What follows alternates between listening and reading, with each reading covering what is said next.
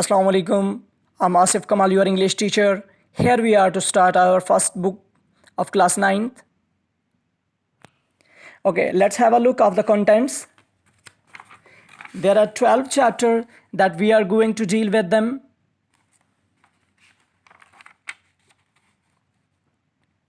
Okay, let's start our first chapter.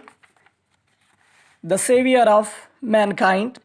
These are the difficult words with their meanings from the first half of the chapter. Okay, let's start reading. The Savior of Mankind, Nijat Dahinda Insaniyat.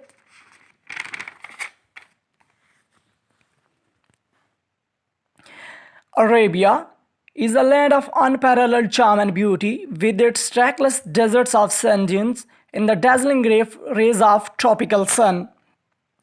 अरब आफ्ताब मुनक़ता हार की मुनव्वर किरणों अपने रेत के टीलों बेरा सहराओं के साथ हुस्न जाज़बियत की एक बेमिसल सरजमीन है.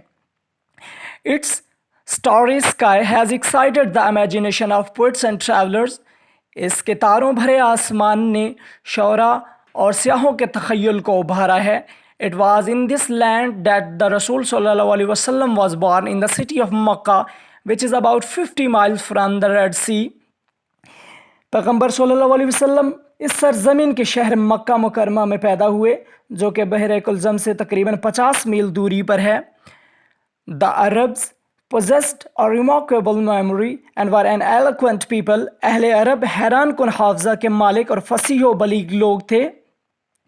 Their eloquence and memory found expression in their poetry. उनकी फसाहत व बलागत और हाफ़ज़े का इजहार उनकी शायरी में मिलता है. Every year a fair was held for poetical competition at Okaz. ओकाज़ के मकाम पर हर साल शायरी के लिए एक मेला मुनक्किद होता था. It is narrated that Hamad said to Khalifa bin Yazid, I can recite to you for each letter of the alphabet 100 long poems without taking into account short pieces, and all of that composed exclusively by poets before the promulgation of Islam. ये बयान किया जाता है कि हमाद ने खलीफा बिन Yazid से कहा, मुख्तसर अशार को गिनती में लाए बगैर मैं अबजद के हर हर्फ की 100 तवील नज़में सुना सकता हूँ, और ये सारा कलाम बिला शराकत गैर इस्लाम की इशात से पहले शोरा का लिखा हुआ है. It is no small wonder that Allah Almighty chose the Arabic language for His final dispensation and the preservation of His words. इसमें कोई हैरानी की बात नहीं कि अल्लाह ताला ने अपने कलाम की हतमी इशात और हिफाजत के लिए अरबी ज़बान को मुंतखब किया. In the 5th and 6th century, mankind stood on the verge of chaos. 5वीं और 6ठी सदी में इंसानियत इंतशार के दहाने पर खड़ी थी. It seemed that the civilization, which had taken 4,000 years to grow, had started crumbling. ऐसे दिखाई देता था वो तहजीब जिसे फलने फूलने में तकरीबन 4,000 साल लगे थे, बिखरना शुरू हो गई थी. At this point in time, Allah Almighty raised a prophet from among themselves who was to lift humanity from the ignorance into the light of faith. और ऐन उस वक्त अल्लाह ताला ने उन्हीं में से एक पैगंबर मबूस फरमाया जिन्होंने इंसानियत को जहालत से निकालकर ईमान की रोशनी और बुलंदी Bakshi. When Hazrat Muhammad was 30 years of age, he spent most of his time in solitude and meditation. जब हज़रत मोहम्मद सल्लल्लाहु अलैहि वसल्लम 38 बरस की उम्र को पहुँचे तो आप सल्लल्लाहु अलैहि वसल्लम अपना ज़्यादातर वक्त तन्हाई में और मुराकबे में गुजार देते. In the cave of Hira, he used to retire with food and water and spend days and weeks in the remembrance of Allah Almighty. आप सल्लल्लाहु अलैहि वसल्लम पानी और खुराक लेकर गारे हीरा में गोशा नशीन हो जाते और कई दिन और हफ्ते याद इलाही में गुजार देते. The period of waiting had come to close.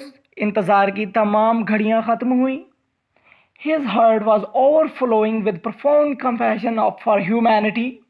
और आप सल्लल्लाहु अलैहि वसल्लम का दिल इंसानियत के लिए बेपनाह शफ़क़त से छलक गया. ही हैड अ प्रेसिंग अर्ज to eradicate wrong beliefs, social evils, cruelty, and injustice. आप सल्लल्लाहु अलैहि वसल्लम गलत अक़ायद, माशरती बुराइयों, जुल्म और नाइंसाफ़ी को ख़त्म करने की शदीद ख्वाहिश रखते थे। The moment had arrived when he was to be bestowed with prophethood. और वो लम्हा आन पहुंचा जब आप सल्लल्लाहु अलैहि वसल्लम को नबूवत से नवाजा गया। One day he was in the cave of Hira. एक दिन आप सल्लल्लाहु अलैहि वसल्लम गारे हीरा में थे। हज़रत जिब्राईल अलैहिस्सलाम came and conveyed to him the following message of Allah Almighty।